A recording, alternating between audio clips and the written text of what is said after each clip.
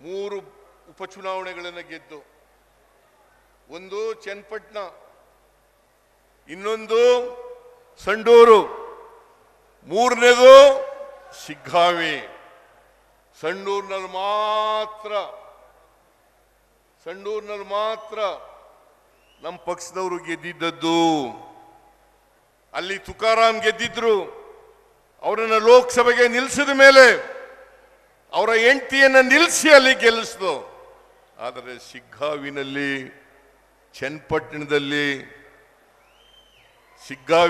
ಚನ್ನಪಟ್ಟಣದಲ್ಲಿ ನಾವು ಗೆದ್ದಿರಲಿಲ್ಲ. ಕಳೆದ ವಿಧಾನಸಭಾ ಚುನಾವಣೆಯಲ್ಲಿ ನಾವು ಗೆದ್ದಿರಲಿಲ್ಲ.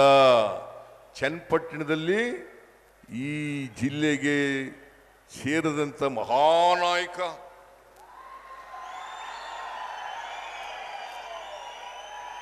ಅವರ ಮೊಮ್ಮಗ ನಿಖಿಲ್ ಕುಮಾರ್ ಸ್ಪರ್ಧೆ ಮಾಡಿದ್ರು. ಶಿಗ್ಗಾವಿನಲ್ಲಿ ಬಸವರಾಜ ಬೊಮ್ಮಾಯಿ ಮುಖ್ಯಮಂತ್ರಿ ಆಗಿದ್ದಂಥವರು, ಅವರ ಮಗ ಸ್ಪರ್ಧೆ ಮಾಡಿದ್ರು. 2 ಕ್ಷೇತ್ರಗಳಲ್ಲಿ, ಒಂದರಲ್ಲಿ ಚನ್ನಪಟ್ಟಣದಲ್ಲಿ ಕುಮಾರಸ್ವಾಮಿ ಗೆದ್ದಿದ್ರು, ಶಿಗ್ಗಾವಿನಲ್ಲಿ ಸಿಟ್ಟಿಂಗ್ ಮುಖ್ಯಮಂತ್ರಿ ಬಸವರಾಜ ಬೊಮ್ಮಾಯಿ ಗೆದ್ದಿದ್ರು. 2 ಸ್ಥಾನಗಳನ್ನು ಗೆಲ್ಲಿಕ್ಕೆ ನಮ್ಮ ಕಾರ್ಯಕರ್ತರು, ಮತದಾರರು ಮಾಡಿದಂತ ಆಶೀರ್ವಾದ ಕಾರಣ ಅಂತಕ್ಕಂಥ ಮಾತುಗಳನ್ನು ಹೇಳಲಿಕ್ಕೆ ಬಯಸ್ತಾ ಇದ್ದೇನೆ. ಅದಕ್ಕಾಗಿ ಸ್ವಾಭಿಮಾನಿಗಳ ಒಕ್ಕೂಟದವರು ಹೇಳ್ತಾ ಇದ್ರು, ನಿಮಗೆ ನಿಮ್ಮ ಪಕ್ಷದ ಅಧ್ಯಕ್ಷರಾದಂಥ DK ಶಿವಕುಮಾರ್ ಅವರಿಗೆ ಕೃತಜ್ಞತೆಗಳನ್ನು ನಾವು ಸಲ್ಲಿಸಬೇಕು, ಮತದಾರರಿಗೆ ಕೃತಜ್ಞತೆಗಳನ್ನು ಸಲ್ಲಿಸಬೇಕು ಅಂತ ಹೇಳಿದ್ರು. ನಾನು ಹೇಳಿದೆ, ನಮಗೆ ಸಲ್ಲಿಸ್ತಕ್ಕಂಥದ್ದಲ್ಲ, ನಿಜವಾದಂಥ ಕೃತಜ್ಞತೆಗಳನ್ನು ಸಲ್ಲಿಸ್ತಕ್ಕಂಥದ್ದು ಮತದಾರ ಬಂಧುಗಳಿಗೆ ಅಂತಕ್ಕಂಥ ಮಾತನ್ನ ಹೇಳಿದ ಮೇಲೆ ಈ ಸಮಾವೇಶವನ್ನ ಏರ್ಪಾಡು ಮಾಡಲಿಕ್ಕೆ ಸಾಧ್ಯ ಆಯಿತು. ಇವತ್ತು ಕಾಂಗ್ರೆಸ್ ಪಕ್ಷದಿಂದ ಮಾತ್ರ ಕರ್ನಾಟಕದ ಇತಿಹಾಸದಲ್ಲಿ ಸುಭದ್ರ ಸರ್ಕಾರವನ್ನು ಕೊಡಲಿಕ್ಕೆ ಸಾಧ್ಯ ಆಗಿರ್ತಕ್ಕಂಥದ್ದು. ಯಾವತ್ತು JDS ಆಗಲಿ ಬಿಜೆಪಿ ಆಗಲಿ ತಮ್ಮ ಸ್ವಂತ ಶಕ್ತಿ ಮೇಲೆ ಜನರ ಆಶೀರ್ವಾದವನ್ನು ಪಡೆದು ಅಧಿಕಾರಕ್ಕೆ ಬಂದಿಲ್ಲ. ಕುಮಾರಸ್ವಾಮಿ 2 ಸಾರಿ ಮುಖ್ಯಮಂತ್ರಿ ಆಗಿರ್ತಕ್ಕಂಥದ್ದು ಒಮ್ಮೆ ಬಿಜೆಪಿಯವರ ಸಹಾಯದಿಂದ, ಇನ್ನೊಮ್ಮೆ ನಮ್ಮ ಸಹಾಯದಿಂದ. ಬಿಜೆಪಿಯವರು 2008ರಲ್ಲಿ 2018ರಲ್ಲಿ ಅಧಿಕಾರಕ್ಕೆ ಬಂದರು.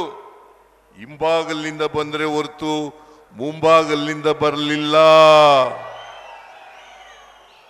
Operation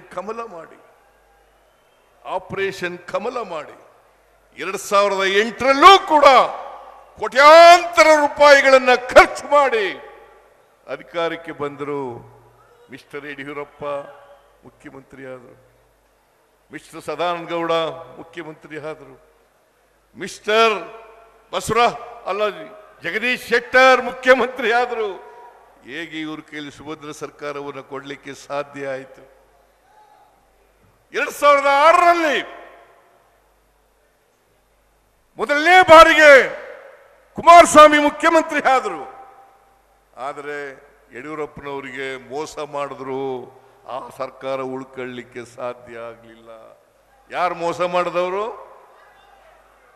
mister Kumaraswamy, mister Deve Gowda. ಆ ಸರ್ಕಾರ ಉಳ್ಕೊಳ್ಳಿಲ್ಲ. ಮತ್ತೆ 2018ರಲ್ಲಿ 104 ಸ್ಥಾನಗಳನ್ನು ಗೆದ್ರೆ ಹೊರತು 113 ಸ್ಥಾನಗಳನ್ನು ಗೆಲ್ಲಿಲ್ಲ. ನಾವು ಕುಮಾರಸ್ವಾಮಿ ಅವರಿಗೆ ಬೆಂಬಲ ಕೊಟ್ಟು ನೀವು ಮುಖ್ಯಮಂತ್ರಿ ಆಗಿ, ನಾವು 80 ಜನ ಗೆದ್ದಿದ್ರು ಕೂಡ, ಅವರು 38 ಜನ ಗೆದ್ದಿದ್ರು ಕೂಡ, ನೀವು ಮುಖ್ಯಮಂತ್ರಿ ಆಗ್ರಿ, ನಾವು ಬೆಂಬಲ ಕೊಡ್ತೀವಿ ಅಂತೇಳಿ ಮಾಡೋದು.